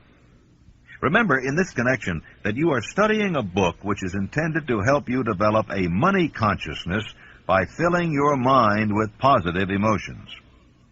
The 7 major negative emotions to be avoided: the emotion of fear, the emotion of jealousy, the emotion of hatred, the emotion of revenge, the emotion of greed, the emotion of superstition, the emotion of anger. Positive and negative emotions cannot occupy the mind at the same time. One or the other must dominate. It is your responsibility to make sure that positive emotions constitute the dominating influence of your mind. Here the law of habit will come to your aid. Form the habit of applying and using the positive emotions. Eventually they will dominate your mind so completely that the negatives cannot enter it. Only by following these instructions literally and continuously can you gain control over your subconscious mind. The presence of a single negative in your conscious mind is sufficient to destroy all chances of constructive aid from your subconscious mind. The brain, a broadcasting and receiving station for thought. The 12th step toward riches. More than 40 years ago, the author, working in conjunction with the late Dr. Alexander Graham Bell and Dr. Elmer R. Gates, observed that every human brain is both a broadcasting and receiving station for the vibration of thought. The subconscious mind is the sending station of the brain, through which vibrations of thought are broadcast. The creative imagination is the receiving set, through which the energies of thought are picked up. Along with the important factors of the subconscious mind and the faculty of the creative imagination, which constitute the sending and receiving sets of your mental broadcasting machinery, consider now the principle of autosuggestion, which is the medium by which you may put into operation your broadcasting station. Through the instructions described in the chapter on autosuggestion, you were definitely informed of the method by which desire may be transmuted into its monetary equivalent. Operation of your mental broadcasting station is a comparatively simple procedure. You have but 3 principles to bear in mind and to apply when you wish to use your broadcasting station: the subconscious mind, creative imagination, and autosuggestion. The stimuli through which you put these 3 principles into action have been described, and the procedure begins with desire. The greatest forces are intangible. Through the ages which have passed, man has depended too much upon his physical senses and has limited his knowledge to physical things, which he could see, touch, weigh, and measure. We are now entering the most marvelous of all ages, an age which will teach us something of the intangible forces of the world about us. Perhaps we shall learn, as we pass through this age, that the other self is more powerful than the physical self we see when we look into a mirror. Sometimes men speak lightly of the intangibles, the things which they cannot perceive through any of their 5 senses, and when we hear them, it should remind us that all of us are controlled by forces which are unseen and intangible. The whole of mankind has not the power to cope with nor to control the intangible force wrapped up in the rolling waves of the ocean. Man has not the capacity to understand the intangible force of gravity, which keeps this little earth suspended in space and keeps man from falling from it, much less the power to control that force. Man is entirely subservient to the intangible force which comes with a thunderstorm, and he is just as helpless in the presence of the intangible force of electricity. Nor is this by any means the end of man's ignorance in connection with things unseen and intangible. He does not understand the intangible force and intelligence wrapped up in the soil of the earth, the force which provides him with every morsel of food he eats, every article of clothing he wears, every dollar he carries in his pockets. The power of thought is the only thing over which you have complete, unchallenged, and unchallengeable control. Controlled by power of will. In giving human beings control over but one thing, the Creator must have chosen the most important of all things. This is a stupendous fact that merits your most profound consideration. If you give it this sort of consideration, you will discover for yourself the rich promises available to those who become masters of their own mind power through self-discipline. The sixth sense, the door to the temple of wisdom, the 13th step toward riches. The 13th principle is known as the sixth sense, through which infinite intelligence may and will communicate voluntarily without any effort from or demands by the individual. This principle is the apex of the philosophy. It can be assimilated, understood, and applied only by first mastering the other 12 principles. The sixth sense is that portion of the subconscious mind which has been referred to as the creative imagination. It has also been referred to as the receiving set, through which ideas, plans, and thoughts flash into the mind. The flashes are sometimes called hunches or inspiration. The sixth sense defies description. It cannot be described to a person who has not mastered the other principles of this philosophy, because such a person has no knowledge and no experience with which the sixth sense may be compared. Miracles of the sixth sense. The author is not a believer in, nor the advocate of miracles, for the reason that he has enough knowledge of nature to understand that nature never deviates from her established laws. Some of her laws are so incomprehensible that they produce what appear to be miracles. The sixth sense comes as near to being a miracle as anything I have ever experienced. This much the author does know, that there is a power or a first cause or an intelligence which permeates every atom of matter and embraces every unit of energy perceptible to man, that this infinite intelligence converts acorns into oak trees, causes water to flow downhill in response to the law of gravity, follows night with day and winter with summer, each maintaining its proper place and relationship to the other. This intelligence may, through the principles of this philosophy, be induced to aid in transmuting desires into concrete or material form. The author has this knowledge because he has experimented with it and has experienced it. Step by step through the preceding chapters, you have been led to this, the last principle. If you have mastered each of the preceding principles, you are now prepared to accept, without being skeptical, the stupendous claims made here. If you have not mastered the other principles, you must do so before you may determine definitely whether or not the claims made in this chapter are fact or fiction. Long before I had ever written a line for publication or endeavored to deliver a speech in public, I followed the habit of reshaping my own character by trying to imitate the 9 men whose lives and works have been most impressive to me. These 9 men were Emerson, Paine, Edison, Darwin, Lincoln, Burbank, Napoleon, Ford, and Carnegie. Every night, over a long period of years, I held an imaginary council meeting with this group whom I called my invisible counselors. I had a very definite purpose in indulging my imagination through these nightly meetings. My purpose was to rebuild my own character so it would represent a composite of the characters of my imaginary counselors. Realizing, as I did early in life, that I had to overcome the handicap of birth in an environment of ignorance and superstition, I deliberately assigned myself the task of voluntary rebirth through the method I have described above. Building character through autosuggestion. I knew, of course, that all men have become what they are because of their dominating thoughts and desires. I knew that every deeply seated desire has the effect of causing one to seek outward expression through which that desire may be transmuted into reality. I knew that self-suggestion is a powerful factor in building character. that it is, in fact, the sole principle through which character is built. With this knowledge of the principles of mind operation, I was fairly well armed with the equipment needed in rebuilding my character. In these imaginary council meetings, I called on my cabinet members for the knowledge I wished each to contribute. My method of addressing the members of the imaginary cabinet would vary according to the traits of character in which I was, for the moment, most interested in acquiring. I studied the records of their lives with painstaking care. After some months of this nightly procedure, I was astounded by the discovery that these imaginary figures became apparently real.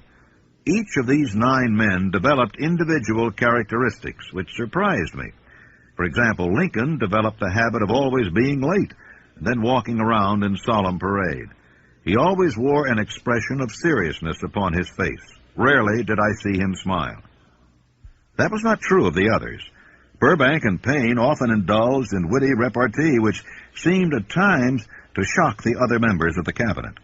These meetings became so realistic that I became fearful of their consequences and discontinued them for several months. The experiences were so uncanny, I was afraid if I continued them, I would lose sight of the fact that the meetings were purely experiences of my imagination. This is the first time that I have had the courage to mention this. Heretofore, I have remained quiet on the subject, because I knew from my own attitude in connection with such matters that I would be misunderstood if I described my unusual experience. I have been emboldened now to reduce my experience to the printed page, because I am now less concerned about what they say than I was in the years that have passed. Lest I be misunderstood, I wish here to state most emphatically that I still regard my cabinet meetings as being purely imaginary, but I feel entitled to suggest that while the members of my cabinet may be purely fictional, and the meetings existent only in my own imagination, they have led me into glorious paths of adventure, rekindled an appreciation of true greatness, encouraged creative endeavor, and emboldened the expression of honest thought. Tapping the source of inspiration. Somewhere in the cell structure of the brain is located an organ which receives vibrations of thought ordinarily called hunches. So far, science has not discovered where this organ of the sixth sense is located, but this is not important.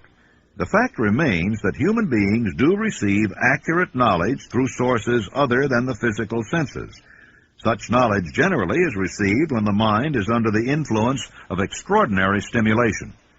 Any emergency which arouses the emotions and causes the heart to beat more rapidly than normal may, and generally does, bring the sixth sense into action. Anyone who has experienced a near accident while driving knows that on such occasions the sixth sense often comes to one's rescue and aids by split seconds in avoiding the accident. My original purpose in conducting council meetings with imaginary beings was solely that of impressing my own subconscious mind through the principle of autosuggestion with certain characteristics which I desired to acquire. In more recent years, my experimentation has taken on an entirely different trend.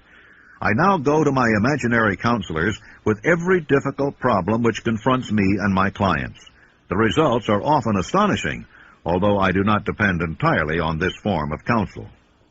The starting point of all achievement is desire. The finishing point is that brand of knowledge which leads to understanding, understanding of self, understanding of others, understanding of the laws of nature, recognition and understanding of happiness. This sort of understanding comes in its fullness only through familiarity with and use of the principle of the sixth sense.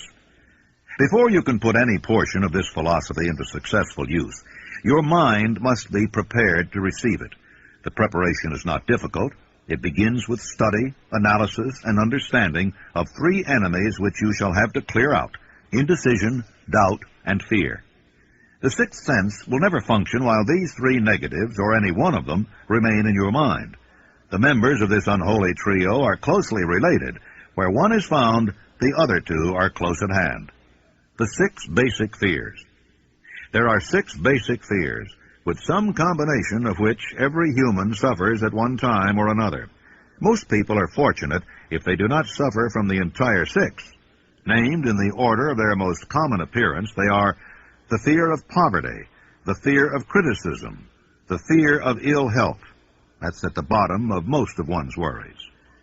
The fear of loss of love of someone. The fear of old age. The fear of death. All other fears are of minor importance. They can be grouped under these 6 headings. Fears are nothing more than states of mind. One state of mind is subject to control and direction. Man can create nothing which he does not first conceive in the form of an impulse of thought.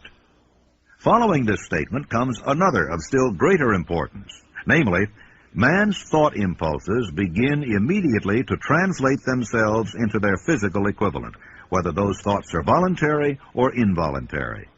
Thought impulses which are picked up by mere chance, thoughts which have been released by other minds, may determine one's financial, business, professional, or social destiny just as surely as do the thought impulses which one creates by intent and design. We are here laying the foundation for the presentation of a fact of great importance to the person who does not understand why some people appear to be lucky, while others of equal or greater ability, training, experience, and brain capacity seem destined to ride with misfortune. This fact may be explained by the statement that every human being has the ability to completely control his own mind. And with this control, obviously, every person may open his mind to the tramp thought impulses which are being released by other brains, or close the doors tightly and admit only thought impulses of his own choice. Nature has endowed man with absolute control over but one thing, and that is thought. This fact, coupled with the additional fact that everything which man creates begins in the form of a thought, leads one very near to the principle by which fear may be mastered. If it is true that all thought has a tendency to clothe itself in its physical equivalent, and this is true beyond any reasonable room for doubt, it is equally true that thought impulses of fear and poverty cannot be translated into terms of courage and financial gain. The 6 basic fears become translated into a state of worry through indecision. Relieve yourself forever of the fear of death by reaching a decision to accept death as an inescapable event. Whip the fear of poverty by reaching a decision to get along with whatever wealth you can accumulate without worry.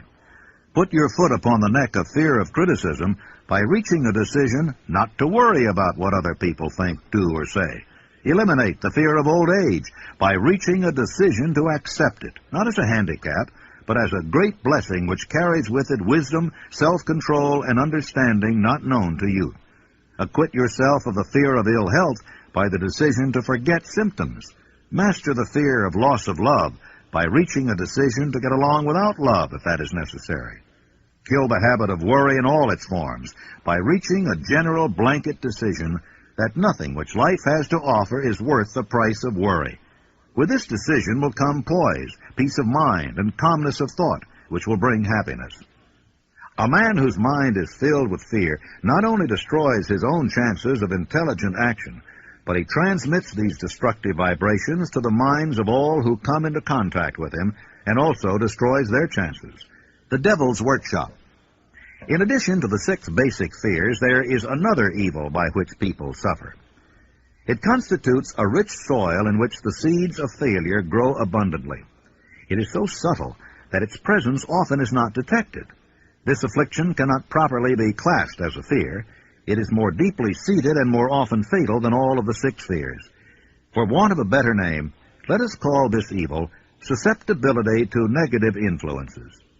Men who accumulate great riches always protect themselves against this evil. The poverty-stricken never do. Those who succeed in any calling must prepare their minds to resist the evil. If you are reading this philosophy for the purpose of accumulating riches, you should examine yourself very carefully to determine whether you are susceptible to negative influences. If you neglect this self-analysis, you will forfeit your right to attain the object of your desires. How to protect yourself against negative influences. To protect yourself against negative influences, whether of your own making or the result of the activities of negative people around you, recognize that you have a willpower and put it into constant use until it builds a wall of immunity against negative influences in your own mind. Recognize the fact that you and every other human being are by nature lazy, indifferent, and susceptible to all suggestions which harmonize with your weaknesses. Recognize that you are by nature susceptible to all the 6 basic fears, and set up habits for the purpose of counteracting all those fears. Recognize that negative influences often work on you through your subconscious mind. Therefore, they are difficult to detect, and keep your mind closed against all people who depress or discourage you in any way. Clean out your medicine chest, throw away all pill bottles, and stop pandering to colds, aches, pains, and imaginary illness. Deliberately seek the company of people who influence you to think and act for yourself. Do not expect troubles, as they have a tendency not to disappoint. Without doubt, the most common weakness of all human beings is the habit of leaving their minds open to the negative influence of other people. This weakness is all the more damaging because most people do not recognize that they are cursed by it, and many who acknowledge it neglect or refuse to correct the evil until it becomes an uncontrollable part of their daily habits. In parting, I would remind you that life is a checkerboard, and the player opposite you is time. If you hesitate before moving, or neglect to move promptly, your men will be wiped off the board by time. You are playing against a partner who will not tolerate indecision. Previously, you may have had a logical excuse for not having forced life to come through with whatever you asked, but that alibi is now obsolete because you are in possession of the master key that unlocks the door to life's bountiful riches. The master key is intangible, but it is powerful. It is the privilege of creating in your own mind a burning desire for a definite form of riches. There is no penalty for the use of the key, but there is a price you must pay if you do not use it. The price is failure. There is a reward of stupendous proportions if you put the key to use. It is the satisfaction that comes to all who conquer self and force life to pay whatever is asked. It has been said that I have made more successful men than any man living today. I don't know whether that's true or not, because there's no way of getting accurate statistics. But ladies and gentlemen, when I take inventory of the people that I do know who started at scratch and have become millionaires, and some of them not quite that much money, but become profoundly successful, I recognize that I have created a philosophy here through the good work of Mr. Carnegie that's been a benefactor to the world, not only to those who are living now, but to those who are not yet born.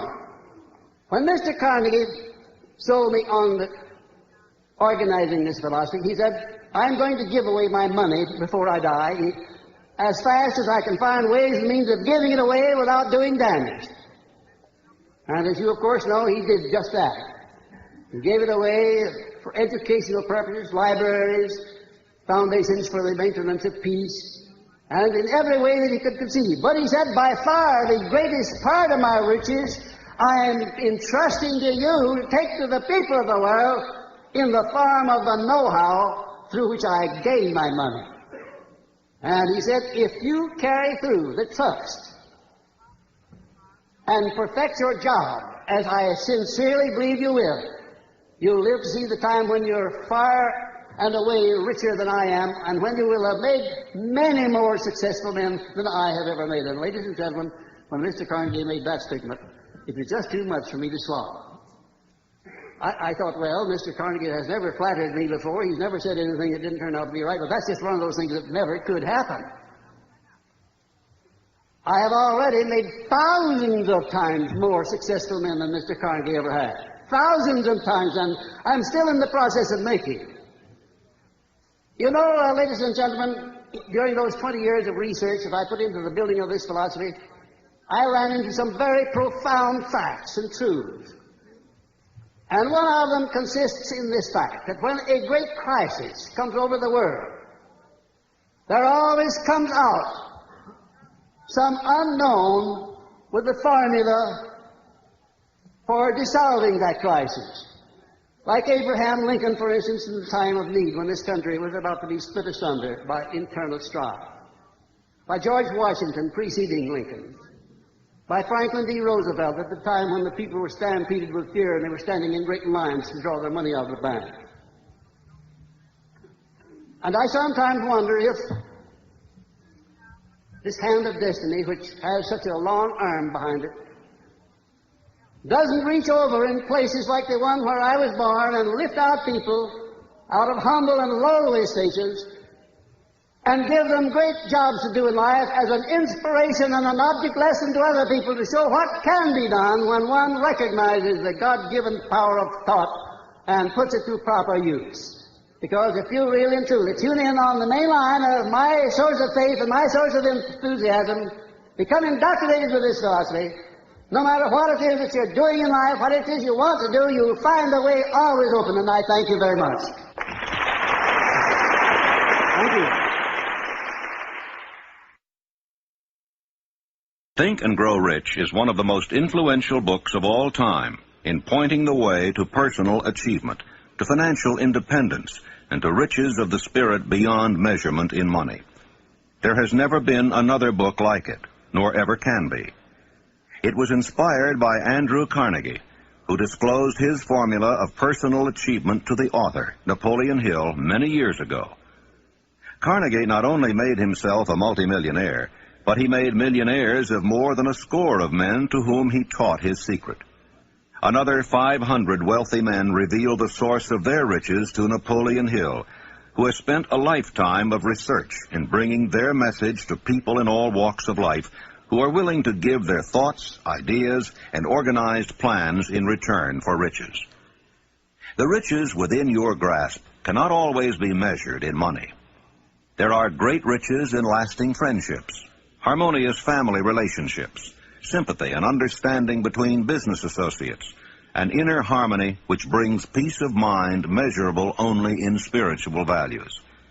The philosophy of Think and Grow Rich will prepare you to attract and enjoy these higher estates which always have been and always will be denied to all except those who are ready for them. Everyone desires to be rich, but not everyone knows what constitutes enduring riches.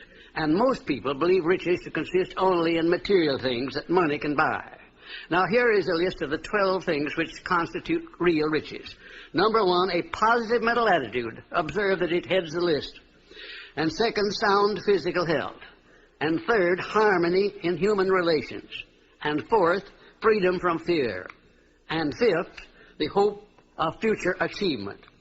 And sixth, the capacity for applied faith. And 7, willingness to share one's blessings with others. 8, to be engaged in a labor of love.